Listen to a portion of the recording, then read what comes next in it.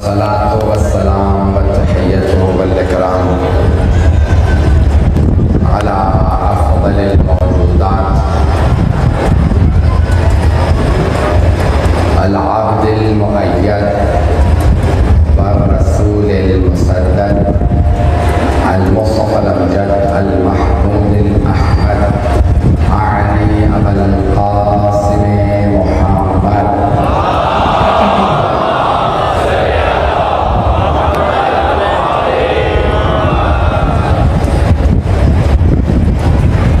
وعلى روحه ونفسه وصحبه وبصره سيد الأتقياء والأصفياء مولى الموالي إمام المتقين علي بن أبي طالب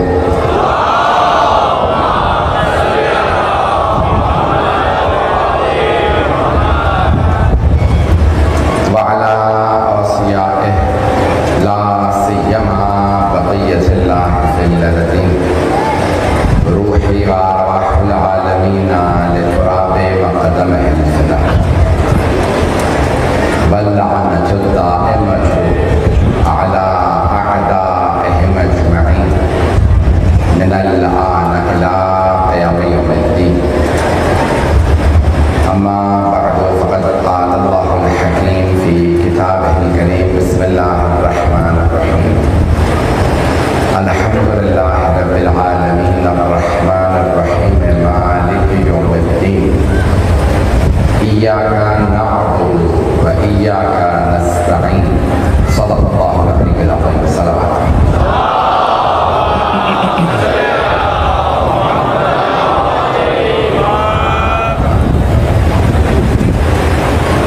حضرات گرامی، ام الکتاب کے عنوان سے سلسلہ مجالس جاری ہے. سلسلے کی 8ویں مجلس ہے.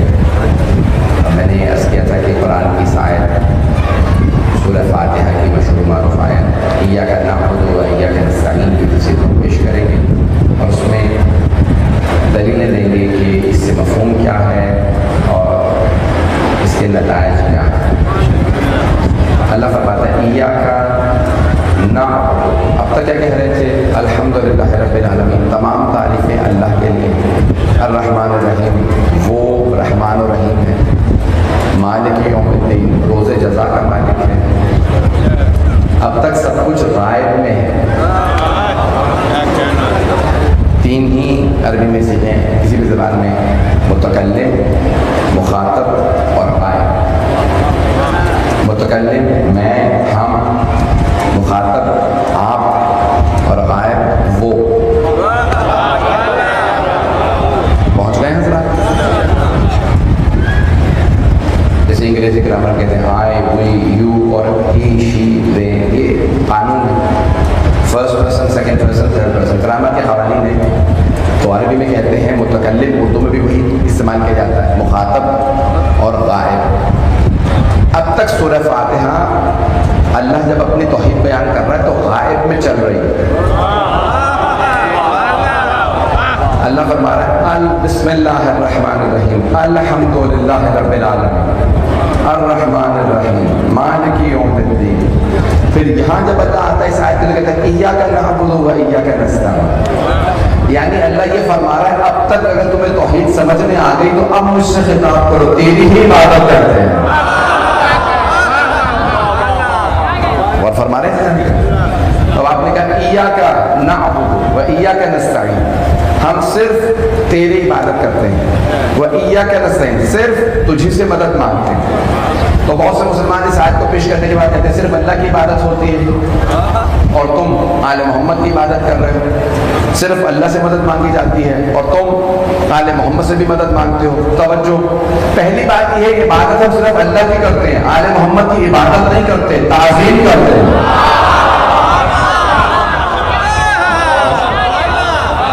سارا مجمع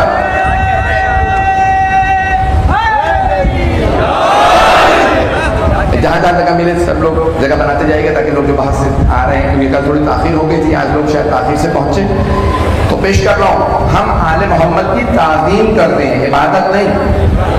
توجہ ہو، بہت بڑے ہمارے عالم دین مرجع تفسیر گزرے سے آغا خوئی سید ابو القاسم الموسوی الخوئی، تو کہتے ہیں میں حج پہ گیا تو سجدے کا رکھ کے نماز پڑھ رہا تھا مسجد نبوی میں،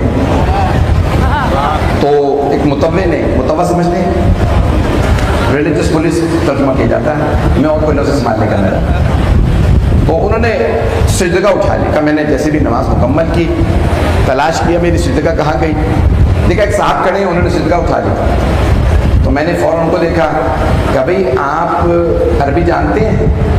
کہ میں ہوں ہی عرب۔ کہا کہ آپ نے کیا حرکت کی؟ میں نماز پڑھ رہا تھا، آپ نے سجدہ اٹھا لی، آپ کو نہیں معلوم قرآن میں ہے دوسرے کے مال کو بغیر اجازت کے اٹھا نہیں سکتے؟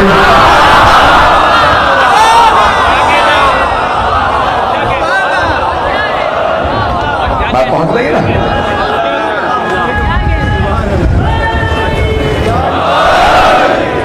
جو دوسرے کی ملکیت ہو اس کو بغیر اجازت کے اٹھا نہیں سکتے۔ کہ معذرت چاہوں گا، سجدہ کا واپس لے لیجئے، میں نے آپ کو شرک سے بچانا چاہ رہا تھا، اس لیے میں نے سجدہ اٹھا لیا آپ کی۔ کہا یہ بتائیے کہ آپ نے یہ کیسے اندازہ لگایا کہ میں شرک کر رہا ہوں؟ سمجھ رہے ہو شرک کیسے کر رہا ہوں؟ کہ بھئی آپ یہ پتھر کو سجدہ کر رہے تھے، بتوں کو پتھروں کو سجدہ کرنا اسلام میں حرام ہے، تو میں نے پتھر پہ سجدہ کرنے سے آپ کو روک لیا تاکہ آپ شرک نہ کریں۔ کہا آپ نے کیا دیکھا میں کیا کر رہا تھا؟ کہا آپ کی پیشانی پتھر پہ تھی، آپ سجدہ کر رہے تھے۔ کہا اگر میں پتھر کو سجدہ کر رہا ہوتا تو پتھر سامنے رکھتا ہوں،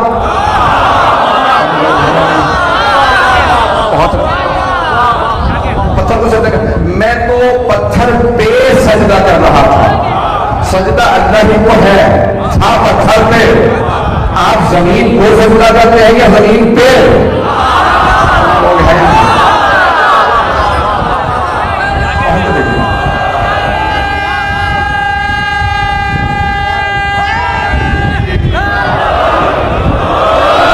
توجہ فرما رہے ہیں نا؟ تو انہوں نے کہا کہ نہیں، مجھے یہ سب باتیں جو آپ کہہ رہے ہیں مجھے معلوم نہیں تھی، کہ اگر آپ چاہیں تو بیٹھ جاتے ہیں، ہم بات کر لیتے ہیں۔ وہ تھے آیت اللہ ہے، کوئی عام آدمی تو تھے نہیں، علم کا پہاڑ۔ کہ 1.5-2 گھنٹے بات ہوئی، تو کہا یہ جو سب آپ نے باتیں کہی ہیں نا مجھے کچھ نہیں پتا تھا۔ کہ مجھے بھی پتا، آپ کو کچھ نہیں پتا۔ پتہ نہیں لوگ ہیں یا نہیں۔ دیکھیں عہدہ لے لینا، ٹائٹل لے لینا، اپنے آپ کو کوئی لقب لگا لینا بڑا آسان ہوتا ہے، نبھانا بڑا مشکل ہوتا ہے۔ تو ایک مرتبہ انہوں نے دلیلیں دی کہ میں اپنے تمام کے تمام مدارس کے بچوں کو، طلباء کو، علماء کو بتاؤں گا جو آپ نے دلیلیں دی ہیں، کہ بھئی اگر تمہیں چاہے تو نجف اشرف میں صرف میرا نام لکھ کے بھیج دینا، خط مجھے مل جائے گا، جو سوال ہو میں جواب دوں گا۔ کہ میں نے ان کو اپنا پتہ دیا، نجف اشرف میں رہتا ہوں۔ کہ اس کے بعد دوبارہ کبھی رابطہ نہیں ہوا، کوشش کی میں نے رابطہ کرنے کی، رابطہ نہیں ہوا، نہ جانے کون کہاں لے گیا بیچارے۔ تو جانے گرامی اب میں پیش کرنا چاہ رہا ہوں، ایاک نعبد و ایاک نستعین۔ تمام مسلمان کہتے ہیں توحید کی 3 اقسام ہیں، توحید ذاتی یعنی اللہ ذات میں ایک ہے، توحید صفاتی صفات میں ایک ہے، توحید افعالی اللہ اپنے فعل میں کسی کا محتاج نہیں، کام میں محتاج نہیں۔ لیکن شیعہ کہتے ہیں توحید عبادی، ہم اللہ کی عبادت کرتے ہیں، لیکن اللہ خود قرآن میں فرماتا ہے سورہ بقرہ وَمَن يُعَظِّمْ شَعَائِرَ الصَّفَا وَالْمَرْوَةَ مِن شَعَائِرِ اللَّهِ، بے شک صفا مروہ اللہ کی نشانیاں۔ وَمَن يُعَظِّمْ شَعَائِرَ اللَّهِ فَإِنَّهَا مِن تَقْوَى الْقُلُوبِ، اور جو اللہ کی نشانیوں کی تعظیم کرے بس وہی تقویٰ والا۔ مومن نہیں کہا، اسلام والا نہیں کہا، کہ اسی کے پاس تقویٰ جو اللہ کی نشانیوں کی تعظیم کرے۔ نہیں ہے مجمع، دیکھیں پہلے اسلام، پھر ہے ایمان، پھر ہے تقویٰ۔ ہر متقی مسلمان بھی ہے، مومن بھی ہے، لیکن ہر مسلمان مومن نہیں، ہر مومن متقی نہیں۔ توجہ، دیکھیں اگر قرآن اٹھا کے دیکھیں گے وقالت الاعراب آمنا، بدو عرب کہتے ہیں کہ ہم ایمان لے آئے، ہم مومن ہو گئے۔ اللہ کہتا ہے خبردار یہ نہ کہنا کہ تم ایمان لے آؤ، اسلم قولوا اسلمنا، ہم مسلمان ہو گئے۔ ولما يدخل الايمان في قلوبكم، ابھی ایمان تمہارے دلوں میں اترا ہی نہیں ہے، حلق میں ہے، سینے میں نہیں اترا۔ تو بہت سے لوگ صرف مسلمان ہیں، مومن نہیں بنے۔ اللہ فرماتا ہے قرآن میں یا ایھا الذین آمنوا اتقوا اللہ، اے مومنوں متقی بن جاؤ۔ اگر ہر مومن متقی ہوتا تو اللہ کبھی نہ کہتا مومنوں متقی بنو۔ سارا مجمع نہیں ہے، ہر مسلمان مومن نہیں ہے، ہر مومن متقی نہیں ہے. چھٹے امام سے پوچھا کہ مولا مومن کیسے بنے؟ کہ جب تک کہ ہماری ولایت کا اقرار نہ کرو.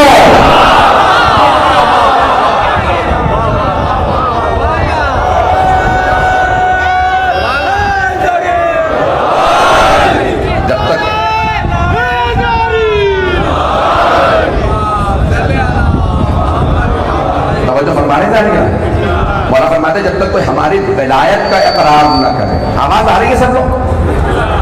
جب تک کوئی ہماری ولایت کا، اہل بیت کی ولایت کا اقرار نہ کرے وہ مومن نہیں ہے. مسلمان تو ہے، مسلمان وہ کہ جس کے ہاتھ کا ذبیحہ حلال ہے. پتہ نہیں لوگ ہیں یا نہیں. وہ جانور ذبح کرے تو حلال، کافر ذبح کرے تو حلال نہیں ہے. توجہ، مسلمان کا ذبیحہ حلال، ملنا جلنا ان کے ساتھ حلال، جائز، نکاح جائز، لیکن وہ مومن نہیں ہے جب تک کہ اہل بیت کی ولایت کا اقرار نہ کرے. چھٹے امام اور پانچویں امام دونوں اصول کافی میں فرماتے ہیں کہ ما نودیہ فی الاسلام کما نودیہ للولایہ. اسلام میں کسی چیز کے لیے اتنا نہیں بلایا گیا جتنا ولایت کے لیے. سارا مجمع نہیں ہے میرے ساتھ، کھول کے مسئلے کو پیش کر رہا ہوں، اشارے سے آگے بڑھنا چاہ رہا تھا اور سارے مجمع کی توجہ ہو. رسول خدا کی سب سے زیادہ بڑی ذمہ داری سے پیش کر رہا ہوں. رسول خدا صلی اللہ علیہ وسلم کی سب سے زیادہ حدیث نماز پہ نہیں ہے، سب سے زیادہ حدیث روزے پہ نہیں ہے، حج پہ نہیں ہے، خمس پہ نہیں ہے، زکات پہ نہیں ہے، تجارت پہ نہیں ہے، نکاح پہ نہیں ہے، طلاق پہ نہیں ہے، قصاص پہ نہیں ہے، دیات پہ نہیں ہے، شہادات پہ نہیں ہے، کفارات پہ نہیں ہے.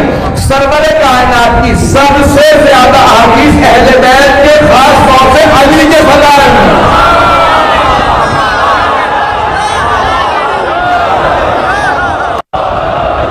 مجھے نہیں معلوم سارا مجمع،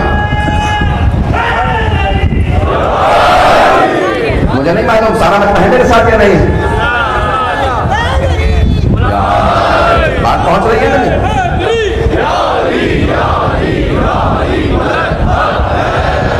ناروں سے بتا دیا کہ ہاں سب ساتھ ہیں. جہاں جہاں جگہ مل رہی ہے میرے بہت سے بھائی کھڑے ہیں، مجھے بات کا احساس ہوتا ہے، احساس ندامت ہوتا ہے کہ سب لوگ اتنی زحمتیں کر کے آ رہے ہیں. تو سن رہے ہیں آپ، سنتے رہیے گا. عزیزان گرامی، سب سے زیادہ حدیث کس موضوع پہ ہے؟ فضائل اہل بیت میں. فضائل اہل بیت، اس میں ولایت بھی ہے، امامت بھی ہے، وہ کچھ ہے جو کہیں دنیا میں اور نہیں ہے. فضائل اہل بیت میں سب سے زیادہ حدیث ہے. رسول اسلام نے کسی چیز کے متعلق اتنی حدیث نے کہی، جبکہ ہمیں باقاعدہ یہ بتا دیا جاتا ہے مسجدوں سے، ٹیلی ویژنوں پہ، ممبروں سے کہ سب سے زیادہ حدیث اس موضوع پہ، اس پہ، لیکن کہیں پہ بھی کسی کو توفیق نہیں ہوتی کہ مولا کا نام لے. بہت معذرت کے ساتھ آخری مجالس سے آپ کہیں گے کہ پوری کسر نکال کے جائے گا، میں پڑھوں گا اور مجھے پرواہ نہیں. عزیزان گرامی، سب سے زیادہ سرور کائنات کی حدیث مولا کائنات کے فضائل. آپ جانتے ہیں نا کہ ابتداء اسلام میں سرور کائنات کے فوراً بعد رسول خدا کی احادیث کو بیان کرنے پر پابندی لگا دی گئی. یہ پتہ ہے نا سب لوگ کس نے یہ پابندی اٹھائی؟ آخری بنی امیہ کے خلیفہ عمر ابن عبدالعزیز، جن کے لیے کہتے ہیں کہ ان کے 3 یا 4 کام ایسے ہیں کہ کسی اور بنو امیہ، کسی بنی عباس کی کسی نے کوئی اتنی بڑی نیکی نہیں کی جتنی اس نے. پہلا کام اس نے کیا کہ یہ جو روایات پہ پابندی ہے کہ رسول خدا کی حدیث بیان کرنا حرام ہے، اس پہ کوڑے ہیں، یہ پابندی اٹھائی گئی. دوسرے، یہ جو علی بن ابی طالب کی توہین کی جاتی ہے ممبروں سے، جس کو بنو امیہ نے شروع کیا تھا، ممبروں سے مولا کا خطبہ مکمل نہیں ہوتا تھا. خطبہ جمعے کا دیتے تھے تو مولا کا نام لے کے توہین کرتے. میں وہ جملے نہیں دہرانا چاہتا، یعنی لعنت بھی کرتے تھے اور سب کو شتم یعنی گالی بکتے تھے. میرے سارے بھائی، میرے بچے اس کو خاص طور سے سنیں گے، تاریخ کو سنیں گے. جناب مولا کائنات کے نام سرور کائنات کی ایک تو نہیں اتنی احادیث ہے کہ نماز جمعہ قبول ہی نہیں ہے جب تک کہ خطبے میں میرا اور میری آن کا نام لے کے درود و سلام نہ بھیجا جائے. پتہ نہیں لوگ ہیں یا نہیں ہیں، مجھے نہیں پتا لوگ ہیں. تمام فرقوں میں تمام مسلمانوں جب تک رسول اللہ الحمدللہ رب العالمین نہ کہا جائے عربی میں، اللہ کی حمد نہ کی جائے، رسول خدا اور ان کے اہل بیت کا، یعنی کم از کم ہمارے عقیدے کے مطابق 14 کا نام لے کے درود و سلام بھیجا جائے. اور باقی مسلمان کہتے ہیں نہیں پنجتن کا نام لینا کافی، مجھے بحث نہیں ہے اس سے، وہ فقہی مسئلہ وہ علماء خود حل کریں. لیکن حدیث ہے پیغمبر فرماتے جب تک میرا اور میرے اہل بیت کا نام نہ لیا جائے نماز جمعہ کے خطبے میں اور نام لے کے درود و سلام یعنی صلوات و سلام دونوں بار بھیجے جائے تو خطبہ باطل، اور اگر خطبہ قبول نہیں تو نماز قبول نہیں. پتہ نہیں لوگ ہیں یا نہیں. جب تک اہل بیت کا نام نہ آئے نماز قبول نہیں. علی کا نام خطبے میں نہ آئے تو نماز قبول نہیں ہے، نماز چھوڑ. اور وہ اسی خطبے میں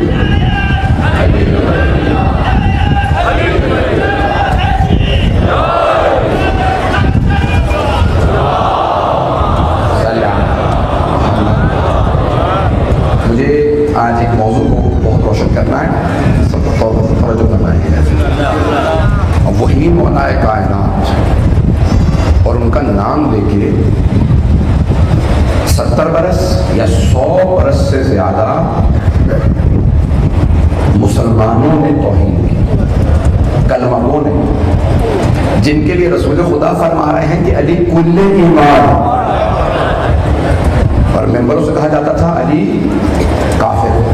استغفر اللہ رب العالمین. پیغمبر فرما رہے ہیں علی کل ایمان. عمر ابن عبدالعزیز آیا، جب کیا ہوا مسئلہ جس کو میں حل کرنا چاہتا تھا، 3 کام اس نے کیے. پہلا روایت کو بیان کروانا شروع کیا، دوسرا مولا علی کی توہین کو رکوایا، تیسرا باب فدق، 5ویں امام کو واپس کیا، اور پھر چھٹے امام سے بنی عباس کا جو پہلا خلیفہ آیا تھا اسے پھر چھین لیا. توجہ، آج کسی بچے نے بھی سوال کیا کہ لوگ کہتے ہیں اگر چوتھے خلیفہ ان کی حکومت میں تو تھی نا مولا علیہ السلام کی، تو ہم چوتھا خلیفہ کہتے ہیں تو پہلا امام جب ان کا دور آیا انہوں نے باغ فتح کا مسئلہ حل کیوں نہیں کیا؟ توجہ عزیزان گرامی، یہ لوگوں کا چھیننا واپس کرنا، اس نے لیا اس نے واپس کیا، پھر اس نے لیا پھر واپس کیا، اس کو لیا اس کو لیا، یہ بار بار اہل بیت کو دینا چھیننا بتا رہا ہے دلوں میں چور تھا. سب باتیں کہہ رہا ہوں بہت معذرت کے ساتھ. مجھے کئی میرے اہل سنت بھائی آگے ملتے بچے، اور مجھ سے بہت سے نوجوانوں نے پڑھے لکھے افراد نے کہا مولانا کئی شبہات ہمارے ذہنوں میں تھے شیعہ عقائد سے متعلق، آپ کی مجالس سن کے دور ان مجالس میں دیکھ لو چہرے اسے آگے ملتے ہیں، اس لیے میں کھول کے پیش کر رہا ہوں. مولا علی علیہ السلام نے کیوں حل نہیں کیا؟ جب مولا علی علیہ السلام کی حکومت آئی تو مولا علی کے پاس تھا، حل ہو بھلے اس کے پاس نہ ہو. لوگ ہیں یا نہیں؟ ایک شے میرے پاس ہے کہتے ہیں حل کر لیجیے گا، اب میرے پاس ہے آپ کا حل کر لو. جنہوں نے سزاؤں کے معاملات تھے نا، تو سزاؤں کے معاملات پھرنے کے بعد والے دور کے اندر تو جانے گرامی مولا کے زمانے میں مولا کے پاس تھا، پھر دوبارہ مولا حسن سے چھینا گیا، پھر مولا باطل کو دیا گیا، پھر مولا صادق سے چھینا گیا، یہاں تک کہ 7ویں امام سے ایک مرتبہ ہارون نے کہا فرزند رسول میں آج سارے معاملات ختم کر دینا چاہتا ہوں، آپ مجھے باغ فدق کی حدود بتائیں میں واپس کر دوں. ہارون الرشید بنی عباس کا خلیفہ، آپ مجھے حدود بتائیں میں آپ کو باغ فدق واپس کر دوں گا. مولا نے کہا تو کبھی واپس نہیں کرے گا. میں قسم کھا کے خود اپنے تخت پہ بیٹھا ہوا کہہ رہا ہوں کہ میں واپس کر دوں گا، آپ بتاتے کیوں نہیں؟ مولا نے کہا تو کبھی واپس نہیں کرے گا. کہ میں خود اپنے دربار میں اپنے مجمع میں کہہ رہا ہوں، فوج کے سامنے میرے وزیر موجود ہیں، میں خود کہتا ہوں واپس کروں گا، حدود بتائیے. مولا نے کہا سن، فدق کی حدود افریقہ کی پوری حکومت ادھر سے بحر الکاہل تک، یہاں ایران وہاں فلسطین، یہ سارا فدق ہے، نہیں ہے مجمع. الفدق هو العالم والعالم هو الفدق. پتہ نہیں لوگ کہاں سے ہیں کہاں. فدق ساری کائنات ہے اور ساری کائنات بھی ہمارا فدق ہے.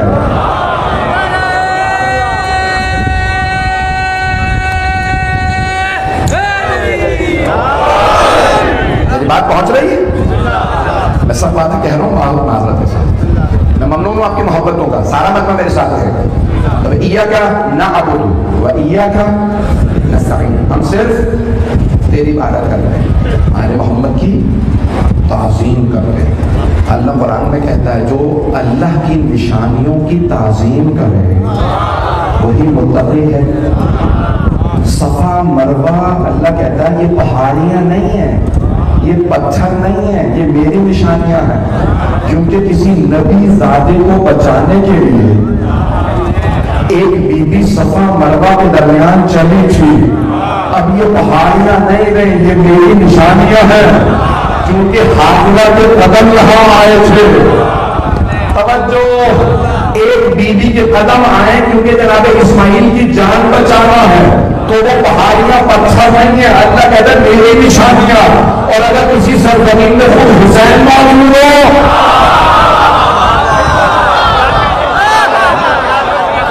وہ اللہ کی نشانی نہیں. آئے ذرا میں دلیل پیش کر رہا ہوں. فاطمہ میں جانتا ہوں بہت سے نعرے میں دلیل جلتا جاتا ہوں، میرے محبت ہے، آپ لوگوں کی محبتوں کا ممنون ہوں. میرے بھائی میرے بچے جس طرح سے سن رہے ہیں میں ممنون ہوں آپ کی محبتوں کا. عزیزان گرامی پیش کر رہا ہوں جناب سید الشہداء مکے آئے. مدینے سے 500 کلومیٹر کے فاصلے پہ ہے مکہ. سب میں جب دیکھیں گے مدینے سے شمال کی طرف کربلا، مدینے سے، اور جنوب کی طرف مکہ. تھوڑی سی مدینے سے نارتھ کی طرف شمال کی طرف ہے کربلا، اور ساؤتھ کی طرف جنوب کی طرف ہے مکہ. مولا مدینے سے کہتے کیا چلے ہیں میں جا رہا ہوں کربلا.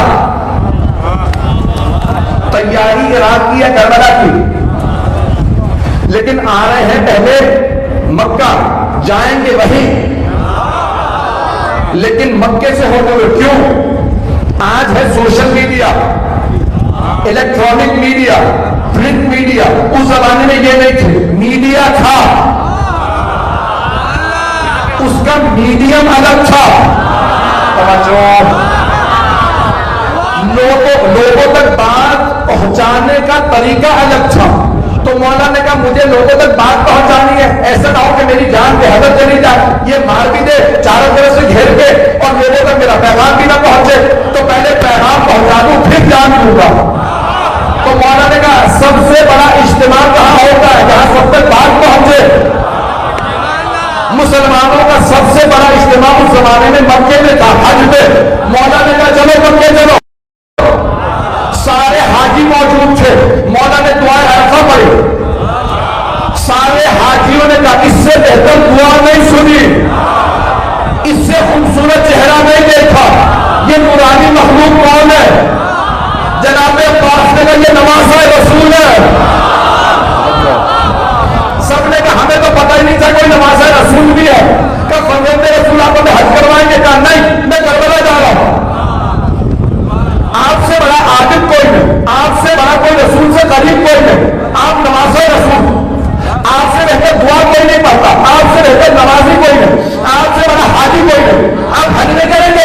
کہ نہیں. کیوں؟ کہ کیونکہ یزید اللہ کے گھر کی حرمت پامال کر دے گا میرا خون بہانے کے لیے، اس لیے میں کربلا جا رہا ہوں. حاجی بہت تھے، حج بچانے والے صرف مولا حسین تھے.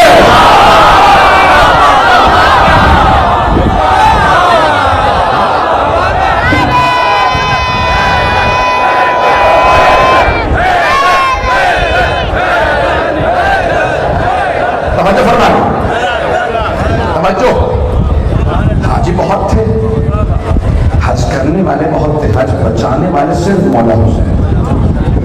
نمازی بہت تھے، نماز بچانے والے صرف مولا حسین تھے. حضرت گرامی مولا حسین نے کہا سارے حاجی اپنے اپنے گھر واپس چلے گئے. آج بھی ایسا ہوتا ہے نا، جب زیارت حج سے آتا ہے لوگ ملنے آتے ہیں، سارے کے سارے لوگ آئے حاجیوں سے ملنے. حج کیسا رہا؟ حج اپنی جگہ پہ بہت اچھا رہا، لیکن اس سال ہم نے نواسہ رسول کی زیارت کی. ان کا نام ہے حسین ابن علی. کہ کیسے تھے؟ کہ بالکل پیغمبر جیسے، دیکھنے میں بہت وجیح، بہت خوبصورت اور نور. کا عبادت کیسی تھی؟ کہ لگتا ہے عبادت بنی ہی ان کے لیے. کہ جب وہ قرآن پڑھتے تھے کیا لگتا قرآن آیا ہی ان کے لیے ہے، کیا دعا پڑھتے تھے تو لگتا خدا سنتا ہی ان کی ہے. کہا پھر حج کیا کرنا ہی، وہ کربلا چلے گئے. کیوں؟ کہہ رہے تھے مجھے یزید مار دے، میں نہیں چاہتا اللہ کے گھر کی حرمت پامال خانہ کعبہ میری وجہ سے ڈھایا جائے، میں کربلا چلا جاؤں گا. کب؟ حج کے موسم. فوراً آ گیا عاشورہ، 10 محرم کو امام حسین کو شہید کر دیا گیا. سارے مسلمان دنیا میں بات پھیل گئی، کوئی نماز رسول کربلا میں مارا گیا. سارے حاجیوں نے سنا، سارے کے سارے مسلمانوں نے سنا، سب نے ایک ہی بات دہرائی، حسین کہہ کے یہی کہہ رہے تھے میں مارا جاؤں گا. اور وہی ہوا جو انہوں نے کہا تھا. عزیزان گرامی، سید الشہداء نے جتنی بڑی قربانی دی ہے، مجھے خدا معاف کرے، میں کسی کی توہین مقصود نہیں ہے، نہ کسی نبی نے اتنی بڑی قربانی، نہ کسی ولی نے اتنی بڑی قربانی. یہ کیوں؟ سارے انبیاء امام حسین کو سلام کر رہے ہیں، سردار انبیاء خود سلام کرتے ہیں امام حسین. جناب سیدہ مولا علی سلام کرتے ہیں. آئے میں دل میں دینا چاہتا ہوں کہ ایاک نستعین پہ دوسرے پہلو کو بھی سن لیجیے اگر سننا چاہتے ہیں. صرف تجھ سے مدد مانگتے ہیں. اور اللہ پھر خود ہی قرآن میں سورہ بقرہ میں فرماتا ہے وَاسْتَعِینُوا بِالصَّبْرِ وَالصَّلَاةِ، مدد مانگو صبر سے اور صلاۃ سے. تو مسلمانوں نے تفسیر کی صبر سے مراد ہے روزہ، صلاۃ سے مراد ہے نماز. مدد مانگو روزے سے اور نماز سے. چھٹے امام سے پوچھا مولا یہ مدد مانگو روزے سے نماز سے یہ اللہ نے کیوں فرمایا؟ کہ یہاں روزے سے مراد ہے محمد، نماز سے مراد ہے علی. توجہ کیجیے گا جو میں پیش کرنا ہے قرآن کریم سے. مجمع چلے گا میرے ساتھ؟ ابھی وقت ہے.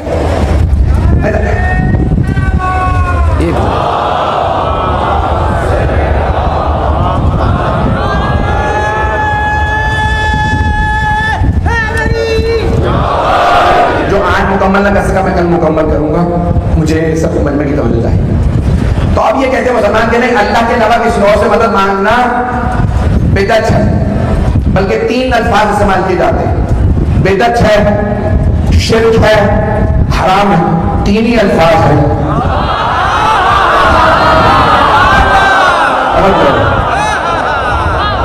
سنتے رہیے گا، اسی محبت کے ساتھ سنتے رہیے گا میرے بھائی، اسی طرح سے چلیں گے سب میرے ساتھ. تو وہ کہتے ہیں کہ نہیں، اللہ کے علاوہ کسی اور سے مدد مانگنا بدعت ہے. اچھا چلے مدد ہٹا دیتے ہیں، یا علی مدد نہیں کہتے، یا علی کہہ سکتے نہیں، یا علی بھی نہیں کہہ سکتے. اچھا چلے یا علی کو بھی کہتے تھے، یا محمد کہہ سکتے. توجہ نہیں، یا محمد بھی نہیں کہہ سکتے کیونکہ رسول خدا نہیں ہے. تو آپ نماز پڑھتے ہیں بڑی اچھی طرح سے پڑھتے ہیں، 5 وقت کی پڑھتے ہیں ہم، تو ہر نماز کے آخر میں سلام دیتے ہیں. تو سلام دینے کہتے ہیں السلام علیکم ایھا النبی، یا نبی آپ پہ سلام. توجہ، یا ایھا الذین آمنوا، یا ایھا النبی آپ پہ سلام. السلام علیکم ایھا النبی، پروردگارا تو نے نماز بھیجی. اب اگر حبیب زندہ نہیں ہے، کسی مسلمان کو میں چیلنج دے رہا ہوں، میرے بات کریں، کسی مسلمان مفتی میں، عالم میں، کسی میں جرأت ہے تو کہے قرآن سے سلام نکال دو کیونکہ اب پیغمبر نہیں ہے.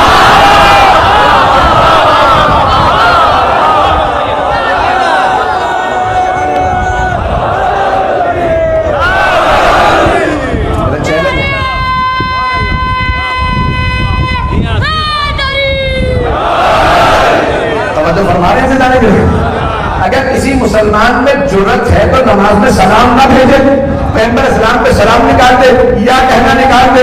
چلے یہاں پہ بھی رک جائیے، یہ نماز ہے. پورے قرآن میں جگہ جگہ اللہ نے کہا ہے قال یا آدم انبئہم باسمائہم، او آدم فرشتوں کو وہ نام بتائیں جو میں نے سکھائے تھے. قال یا نوح انہ عمل غیر صالح، اب وقت نہیں ترجمہ نہیں کروں گا. قال یا موسیٰ اذهب الى فرعون انہ طغى. قال یا عیسیٰ انت قلت للناس اتخذونی وامی الہین. اللہ نے پورے قرآن میں سارے انبیاء کو یا کہہ کے بلایا. توجہ، تو بھائیوں نے مجھے جواب کیا دیا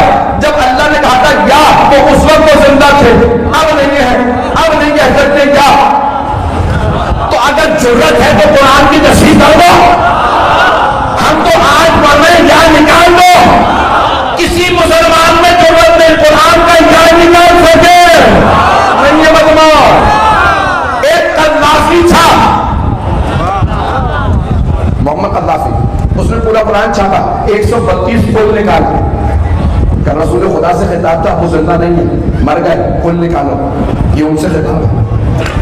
سارے مولوی ڈنڈا لے کے اسی پیچھے آئے ہیں کہ تیرے خلاف فتویٰ دیں گے، منحوس آدمی، تو نے قرآن سے پل نکال دی، کہ دوبارہ چھاپو کل لکھ کے۔ تو پوچھا تم نے نکالے کیوں تھے؟ کہ مولوی نے بتایا رسول خدا مردہ ہے، اب ان کو پکار نہیں سکتے، میں نے پل نکلوا دی، جب نکلوا دی تو یہ بھی بدعت ہے۔ پتہ نہیں مجمع ہے یا نہیں ہے، معاملہ یا سے نہیں ہے، علی سے ہے۔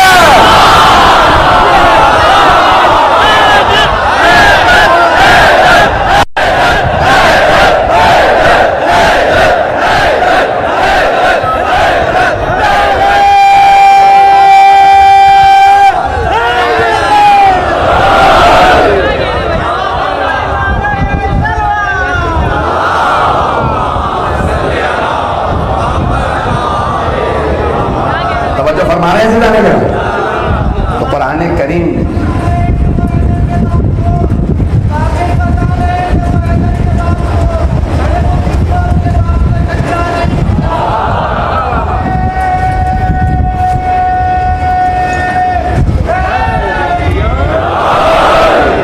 توجہ فرما رہے ہیں سیدھا نہیں؟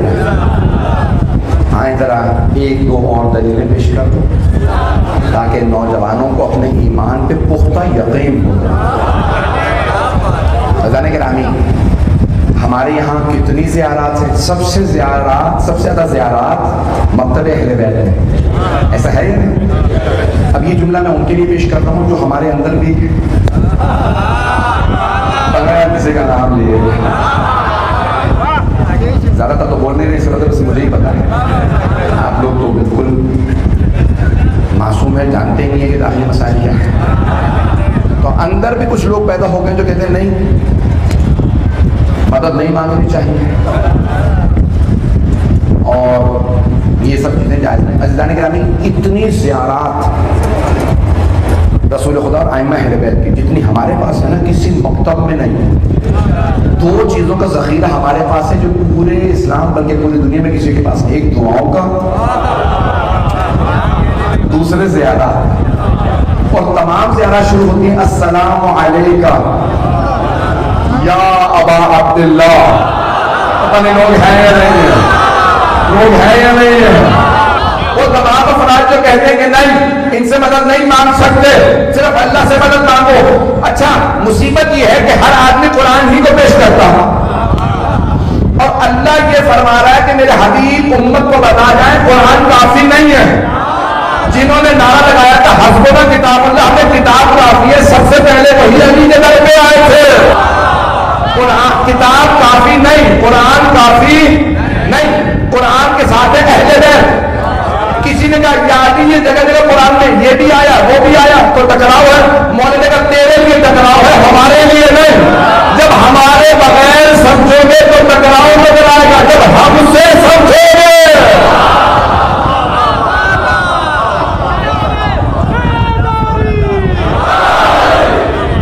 باتیں ہو گئی ہے جانے گرامی، یہ اتنی زیارات۔ اچھا پھر دعائیں، یہ دعا صحیح ہے کہ دعا نہ پڑھو تو دعا نہ پڑھو۔ دعا میں ہے کہ یا محمد یا علی یا علی یا محمد ایک فیانی فإنکما کافیہ، تو اس کی الہی عظمت بلا و بلہ الغفا سب کے ذہنوں میں ہے۔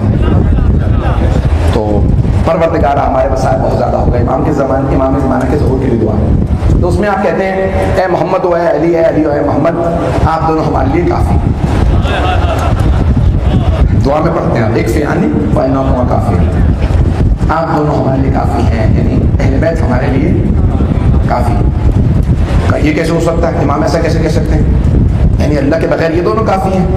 وہ یہ نہیں دیکھ رہے کہ جب ہم نے دعا شروع کی تو شروع میں کہا الہی، اللہ سے کہہ رہے ہیں پروردگارہ جو تم نے بنایا بس وہی ہمارے لیے کافی ہے، نہیں ہے مجمع۔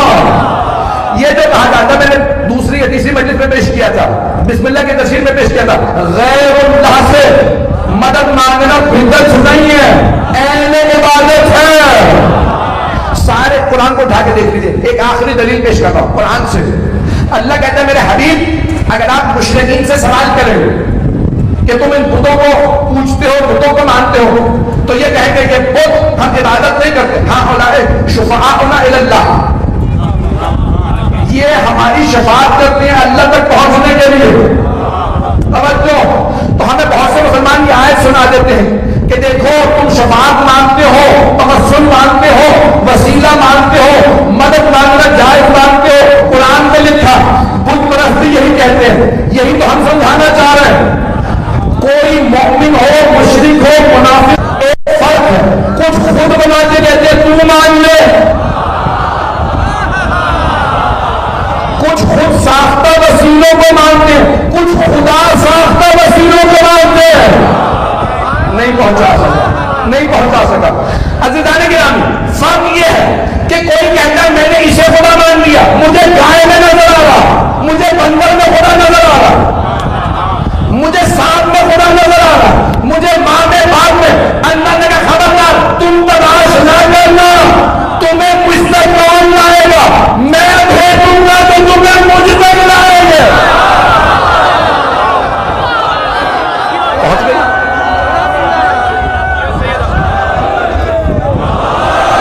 مجھے نہیں معلوم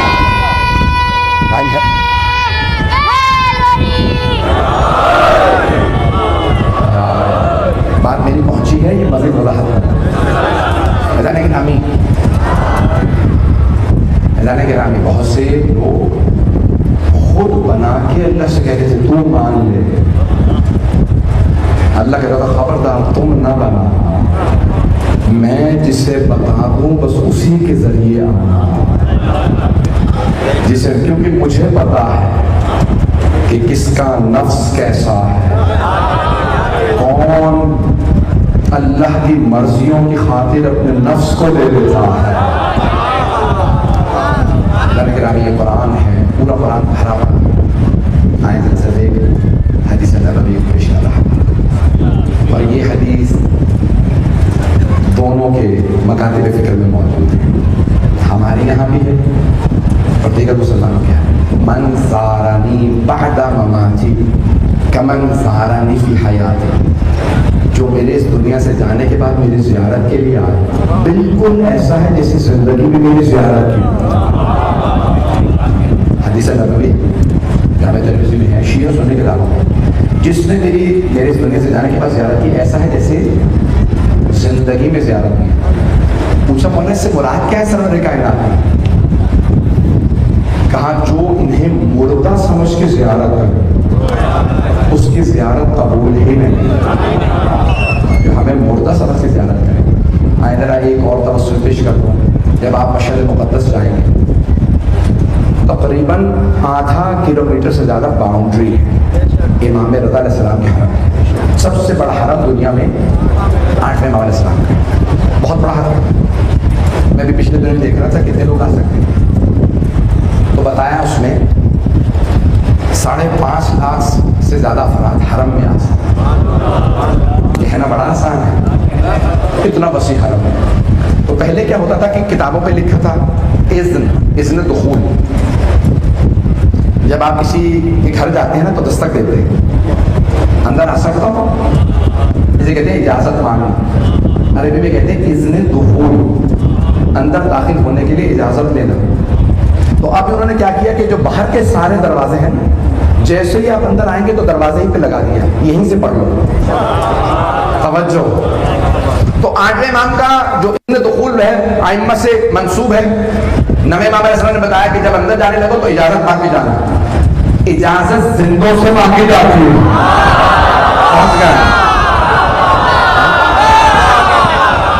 مردوں سے نہیں، توجہ رہے میرے ساتھ۔ اب آپ جب 8ویں امام کی زیارت کے لیے جائیں گے، میں پورا اس نے تو خود نہیں سنا رہا، پریشان نہ ہوئیے گا، وقت نہیں ہے، مجھے مکمل احساس ہے۔ تو وہاں جب آپ جائیں گے تو جملہ پڑھیں گے، اشہد انک، کس سے کہنا ہے؟ امام سے، میں گواہی دیتا ہوں، اشہد انک تسمع کلامی وترد سلامی، میں گواہی دیتا ہوں آپ میرا سلام سن رہے ہیں، میرے سلام کا جواب دے رہے ہیں، میرے کانوں پہ پردے ہیں، آنکھوں پہ پردے، نہ میں دیکھ سکتا ہوں آپ کو نہ سن سکتا ہوں، لیکن گواہی دے رہا ہوں، گواہی دے رہا ہوں. توجہ. اگر آپ میں سے کوئی عدالت جائے اور جج سے کہے میں گواہی دینے آیا ہوں، یہ آدمی بے گناہ، آپ وہاں موجود تھے جب پوچھے گا نہیں میں موجود نہیں تھی، گواہی قبول ہو جائے گی؟ وہ کہے گا جب آپ چھینی تو گواہی کیسے؟ توجہ. جب آپ وہاں چھینی تو گواہی کیسے؟ جج فوراً آپ کو عدالت سے خارج کر دے گا. آپ یہ جملہ دہرا رہے ہیں، گواہی دی ہے معصوم نے. معصوم فرماتے ہیں میں دیکھ رہا ہوں کہ وہ دیکھ رہے ہیں.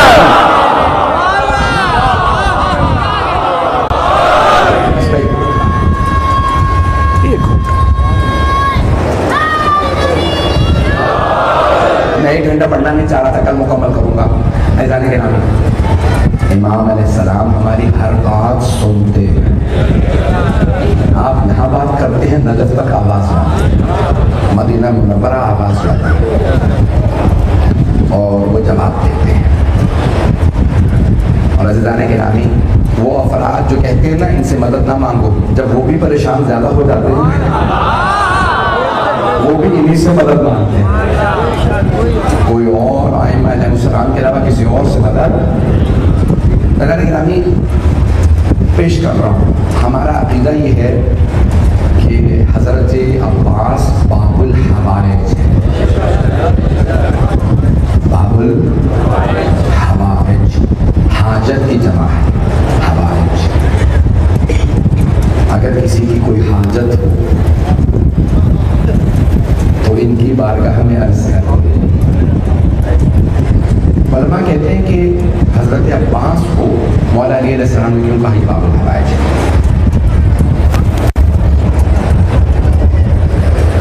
ایک جملہ پیش کر رہا ہوں صاحب سے کہیں. ایک بہت بڑے عالم کا جملہ ہے. وہ کہتے ہیں میرا دل یہ کہتا ہے کہ جب جناب عباس کے دونوں بازو قلم ہو گئے، انسان جب دعا مانگتا ہے نا تو ہاتھ اٹھا کے دعا مانگتا ہے. اور اگر کسی کے ہاتھ نہ ہو اور وہ دعا مانگنا چاہے تو کیسے دعا مانگے گا؟ تو وہ نگاہوں سے دعا مانگے گا. تو جناب عباس علیہ السلام نے سب ایک دعا مانگی، پروردگارا یہ جو میں نے مشکیزہ دندان سے پکڑ رکھا اس میں پانی ہے، بس یہ میری آخری دعا ہے کہ یہ مشکیزہ سکینہ تک پہنچ جائے. ایک ملعون نے تیر مارا، پانی بہہ گیا. اس وقت خدا نے کہا اے عباس ہم نے اس دعا کے بدلے آپ کو باب الحوائج بنایا. میری بات پہنچی ہے جانے کے نام. حضرت عباس کوئی ہستی نہیں ہے. جب ان کی بارگاہ میں آئے بڑی عقیدت کے ساتھ آج مجھے ان کے مسائل کو پیش کرنا ہے جو لشکر حسینی کے سپہ سالار ہے. اور جناب عباس کی بھی جب آپ غصہ دیں تو 4 بیویوں کو غصہ دیا جاتا ہے. پہلا جناب سیدہ کو، خود بیوی نے فرمایا ہے عباس میرا بیٹا ہے. اور دوسری بیوی ہے جناب ام البنین. جناب ام البنین کو 4 بیٹی بیوی کے بڑی محبت تھی حضرت عباس. جب جناب ام البنین کو مدینے میں خبر ملی نا تو بشیر ابن جذلم نے ممبر رسول پہ اعلان یہ کیا تھا الا یا اہل یثرب لا مقام لکم بہا قتل الحسین بکربلا. بشیر نے اعلان صرف جناب مولا حسین کی شہادت کا کیا کہ امام حسین کربلا میں مارے گئے. میں نے اس دن عرض کیا تھا کہ مسجد کے ساتھ والا جو گھر ہے وہ مولا علی کا گھر. مولا علی کے گھر میں حضرت ام البنین رہا کرتے. بیوی کے کانوں میں آواز آئی کہ کوئی حسین مارا گیا. بشیر نے یہ نہیں کہا تھا علی بن ابی طالب کے بیٹے حسین، صرف اتنا کہا تھا حسین کربلا میں مارے گئے. تو جناب ام البنین نے فوراً اپنے پوتے کو آواز دی حفاظت مجھے فوراً مسجد نبوی لے جائے۔ بیوی نے سر پہ برقع رکھا، ہاتھ میں عصا لیا، مسجد نبوی آئی اور سوال کیا بشیر یہ کون سا حسین مارا ہے؟ بشیر کو نہیں پتا بولتے میں بیوی کون ہے۔ بشیر نے بڑے ادب سے کہا وہ پردہ دار بزرگ بیوی ہے، کیونکہ بیوی کے ہاتھ میں عصا تھا، کمر جھکی ہوئی تھی۔ تو ایک مرتبہ بشیر نے بڑے ادب سے کہا بشیر آپ بیوی آپ کو نہیں معلوم نواسہ رسول حسین، علی کا لال حسین، فاطمہ کے دل کا چین حسین۔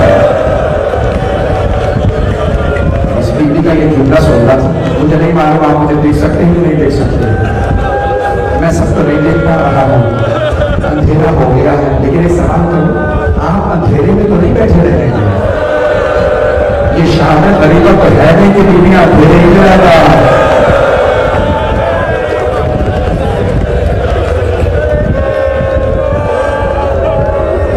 بس بھائی جیسے بشیر نے کہا نا نواسہ رسول حسین، جناب ام البنین کے ہاتھ میں عصا تھا، عصا چھوٹ گیا، جیسے ہی عصا گرا بیوی نے ایک مرتبہ بشیر کو دیکھے کہا بشیر میں کیسے مانوں عباس کے ہوتے ہوئے حسین مارے گا؟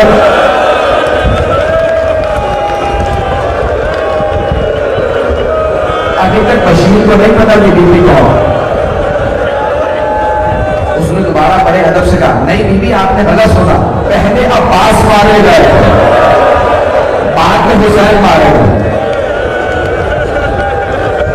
اب جناب ام البنین نے تیسرا سوال کیا کہ بشیر میں کیسے مانوں علی کا شیر بیٹا عباس جنگ نہ کر سکا، دشمن کا مقابلہ نہ کر سکا؟ بشیر نے دوبارہ کہا بیوی جب عباس کے سر پہ گرز لگا زمین پہ سمجھ نہیں سکا، زمین پہ گر گیا۔ اب جناب ام البنین نے چوتھا سوال کیا کہ بشیر تو عباس کو جانتا نہیں ہو؟ بشیر میں عباس کی ماں ہوں، بشیر میں نے اپنی آنکھوں سے دیکھا میرا شیر عباس دو انگلیوں سے دور زمین پہ پھینکتا تھا، میں کیسے مانوں گرز لگا عباس زمین پہ نہ پھینک سکا؟ اب بشیر نے فوراً کہا بیوی جب عباس کے سر میں گرز لگا عباس کے بازو نہیں چھوڑا۔ اب جناب ام البنین زمین پہ گر گئی اور ماتم کرتی جاتی تھی ماں عباس ہائے ماں۔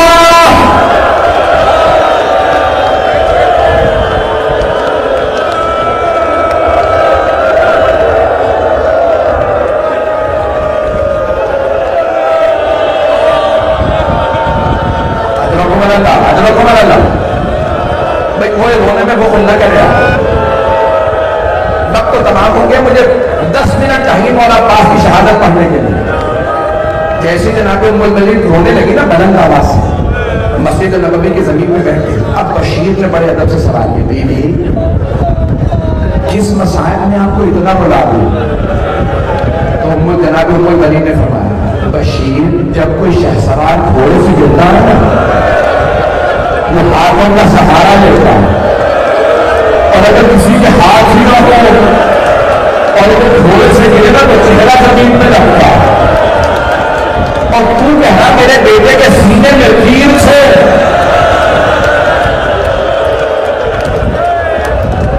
اجرکم اللہ، اجرکم اللہ۔ بس بھائی جیسے صبح عاشور ہوئی نا میں بہت تفصیل سے جناب عباس کے مسائل پڑھنے کا عادی ہوں، اگر مجھے کوئی کہے نا 1 گھنٹہ جناب عباس کے مسائل پڑھوں میں 1 گھنٹہ پڑھ سکتا ہوں، اتنے مسائل ہے مولا بازی آئیں ذرا پیش کروں آپ کی خدمت میں۔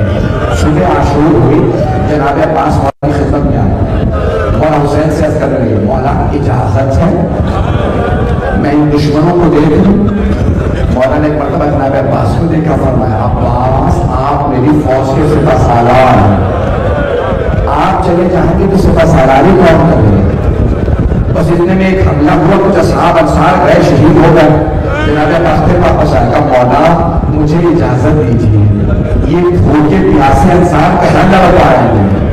کہ نہیں عباس آپ میری فوج کے سپہ سالار جب جناب حبیب کا لاشا آیا نا تو جناب عباس نے کہا مولا مجھے اجازت دیجیے ان دشمنوں کو میں دیکھ لوں گا. کہا نہیں عباس آپ میرے فوج کے سپاہ سالار. ایک مرتبہ ظہر کا وقت قریب آیا, مولا نے ایک مرتبہ پھر کہا مولا مجھے اجازت دیجیے میں ان دشمنوں کو دیکھ لوں گا. عباس آپ میری فوج کے سپاہ سالار. مولا عباس نے کہا مولا وہ فوج کہاں ہے جس کا میں سپاہ سالار ہوں. اب جب جناب محمد کے لاشیں آئے نا تو جناب عباس نے فرمایا مولا لوگوں کے پالے بچے مارے جا رہے مجھے اجازت تو دیجیے. مولا حسین نے فرمایا نہیں عباس آپ میری فوج کے سپاہ سالار. بس بھائی جناب عباس اپنی تلوار پہ ٹیک لگائے کھڑے تھے کہ اتنے میں کچھ بچوں کی آواز آئی. ایک خیمہ تھا جہاں مشکیزیں رکھے جاتے, ایک چھوٹی سی بھی مشکیزیں ہلا ہلا کے دیکھ رہے ہیں شاید کسی میں پانی رہ گیا ہو. مولا عباس نے سوال کیا بیوی کیا بات ہے؟ جناب سکینہ نے فرمایا چچا مجھے بہت پیاس لگ رہی ہے. جناب عباس کی غیرت کو برداشت نہیں ہوئی. کہا بیوی اپنے بابا سے کہیے مجھے پانی لانے کی اجازت ہو. جناب سکینہ نے مشکیزہ بھی کہا بابا جانا چچا سے کہیے میں پانی لا دیں. مولا حسین نے ایک مرتبہ حضرت عباس کو دیکھا کہا عباس اب آپ ایسی سفارش لائے میں رد نہیں کر سکتا لیکن عباس آپ کو صرف پانی لانے کی اجازت ہے. اب اگر دیکھ سکے تو سب فنگر دیکھ سکے بس اجازت ملنا چاہیے. جناب عباس نے فوراً مشکیزہ کاندھے پہ رکھا علم ہاتھ میں لے. جیسے جانے لگے مولا عباس کو آواز دی مولا حسین عباس جانے سے پہلے آخری مرتبہ زینب سے ودا کر دیں. ایک مرتبہ مولا عباس جناب زینب کے خیمے کے باہر اور بلند آواز سے کہا بیوی الوداع بیوی خدا حافظ میں پانی لینے جا رہا ہوں. جناب زینب نے خیمے کا پردہ ہٹایا کہ عباس میرے بھائی ذرا کچھ دیر کے لیے خیمے میں آئے. جناب زینب 22 سال پڑی ہے جناب عباس.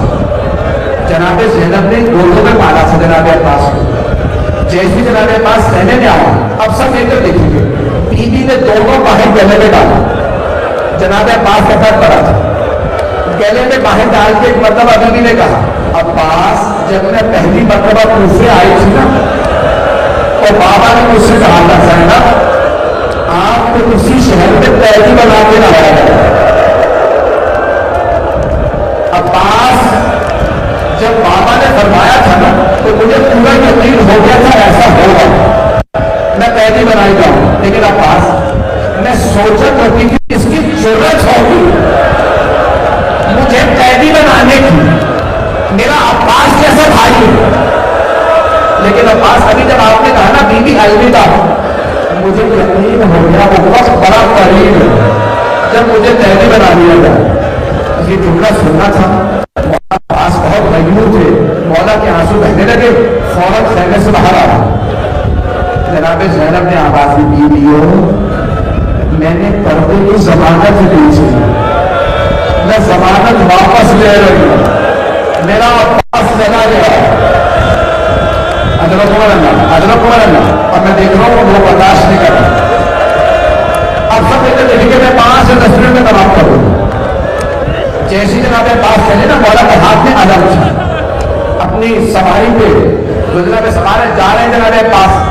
جیسی مولا عباس چلے جناب سکینہ نے بچوں کو بلایا کہ بچوں ہاتھوں میں کوزے دو. خیموں سے باہر آ گئے. بچوں کو پیاسی سب نے ہاتھوں میں کوزے لیے خیمے سے باہر کھڑے ہو گئے. جناب سکینہ نے اشارہ کیا وہ جو علم جا رہا ہے نا وہ میرے چچا عباس ہے. ابھی میرے چچا پانی لائیں گے میں سب کو اپنے ہاتھوں سے پانی پلاؤں. اتنے میں علم نشیب میں اتر گیا. بیوی نے فرمایا میرے چچا فرات میں اترے. ایک مرتبہ علم دوبارہ نشیب سے نکلا چلا. آپ جانتے ہیں نا میں اور آپ جب پانی میں دیکھتے ہیں ہمیں اپنی صورت نظر آتی ہے جب جناب عباس نے پانی اٹھایا نا مشینہ بھرنے کے لیے، پانی میں دیکھا مولا کو جناب سکینہ کی صورت نظر آ رہی ہے. مولا نے ایک مرتبہ کہا بی تھوڑا انتظار کر لیں، میں بھی پانی لا رہا ہوں. ایک جملہ علماء نے نقل کیا، میں عام طور سے نہیں پڑھتا لیکن آج پڑھنا چاہ رہا ہوں. جب جناب عباس فرات میں اترے تھے نا تو آپ نے اپنی سواری کو، اپنے گھوڑے کو لگام بھیجی کرنے کے بعد کہا اشرب الماء، تم پانی پی لو. لیکن علماء کہتے ہیں کہ اس نے سر ہلا دیا. بے زبان جانور تھا لیکن احساس تھا حسین کی بیٹی پیاسی. غازی عباس مولا آپ کی وفا کو بھی سلا، آپ کی سواری کو بھی سلا. بستے میں نے تمام کر مولا عباس واپس ہے. جیسے واپس چلے نا دوبارہ علم نشیب سے نکلا. جناب سکینہ نے بچوں کو دکھایا مجھے علم آیا میرے چچا عباس ہے، اب میں اور کچھ نہیں پڑھوں گا. جملے بڑے سخت ہیں. اچانک ایک ملعون نے جناب عباس کا چھپ کے باہر کیا، دایاں بازو قلم کر دیا. دوسرے ملعون نے بایاں بازو قلم کیا. جناب عباس نے دانتوں سے پشیزہ پکڑا. جناب سکینہ نے دیکھا علم کھڑا رہا.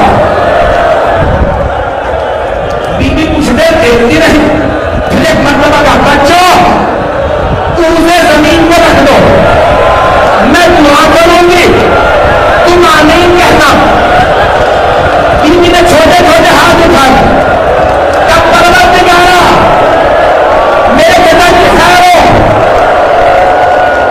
ایک مجنون نے تیر چلایا، مولا عباس کی آنکھ میں لگا. حضرت تمہارا اگر دیکھ سکے تو مجھے دیکھوں گا. آنکھ میں اگر پھانس بھی لگ جائے نا، جب تک نکالنے میں سکون نہیں آتا. اور اگر تیر لگا ہو، ہاتھ نہ ہو، ہاتھوں سے تیر نکالا جاتا. مولا عباس کے ہاتھ میں تھے. مولا نے کیا کیا؟ سر کو جھٹکا، تیر نہیں نکلا. مولا نے سر جھکایا، گھٹنوں سے تیر کو پکڑا. جب تیر کو کھینچا تکلیف محسوس ہوئی. پہلی مرتبہ کا مولا میری مدد کو آئیے، میرے سینے میں تیر، آنکھوں میں.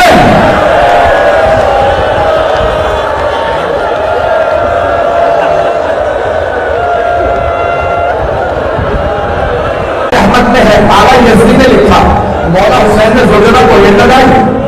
ایک مقام پہ زوجنا رو گیا. مولا زوجنا سے رو دیکھا زمین پہ بازو بنا. مولا نے بازو اٹھایا اسی میں سے لگایا اور رو کے کہا یہ میرے بھائی کا بازو ہے. مولا آگے بڑھے، دوسرا بازو بنا تھا. مولا نے دوسرا بازو اٹھایا، یہ میرے بھائی کا دوسرا بازو. مولا آگے بڑھے، دیکھا زمین پہ لاشا پڑا. مولا نے اٹھا کے زانوں پہ رکھا، سر زانوں پہ رکھا.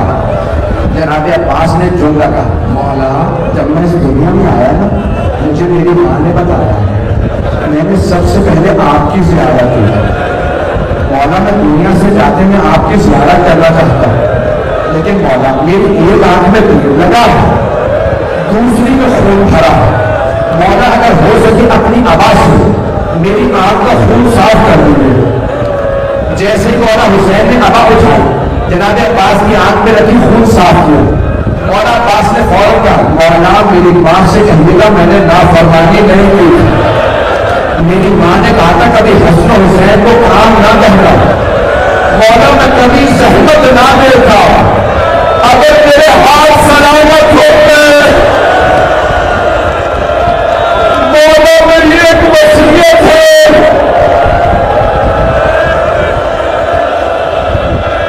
بھیا برداشت نہیں کر رہا. مولا میری آخری وصیت ہے، بس بھائی میں نے تمام کر دی. مولا میری آخری وصیت ہے. ہاں میرے بھائی عباس کیا وصیت ہے؟ مولا میرے لاشے کو خیموں میں نہ ڈالو. مولا حسین ہر لاشا خیمے میں لایا. مولا عباس کی کیونکہ وصیت تھی لاشا نہیں لایا. کہا عباس آپ کا لاشا خیمے میں کیوں نہ لے جاؤ؟ جناب عباس کے آنسو بہنے لگے. مولا مجھے سکینہ سے بڑی شرم آئے گی.